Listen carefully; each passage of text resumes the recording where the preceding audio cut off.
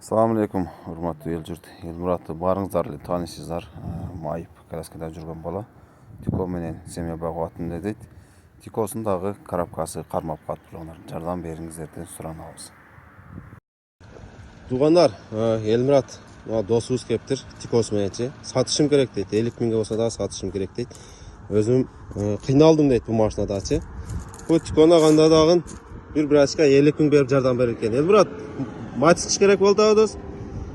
Мага айырмасы жок. Главное автомат болсо болду, да? Матис пе, фит пе, кыскасы айырмасы жок. Любой машина болсо боло берет, бирок главное автомат болуш керек. Автомат болуш керек. Ана тугандар, матисин бир көрсөтүп берейин. Алам дей тургандар болсо, Елмуратты мага баткендиктер барды эле тааныйт. Коляскада жүргөн бала, такси кылып семья багып атат. Скоросту ham көрдүңүздөр, мага муфтаны жасап койгон. Kimge kızık bolsa, şu balaga kıynalı utam deyt. En baktan beri kaldırabız. Kışına aksa kotursanızda bir avtomat matiz berip koyup turgandara. Matiz bolsa, moşni bolot Xudo kalsa. Bolaverat. Tikonu satıp üstüge koşup bol bolsa deyt.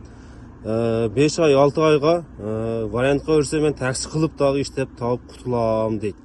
Oşoga turgandar variantga avtomat satam desеңиздер. Uşu balaga bersеңиздер досубузга 5-6 айда pul жыйбасаңар дагы дейт, өзүм иштеп кутулам дейт. Бирок азыр алганга менде шартым жок, нак алганга дейтчи. Ошого жардам берем дегендер, эмбак номер калтырабыз.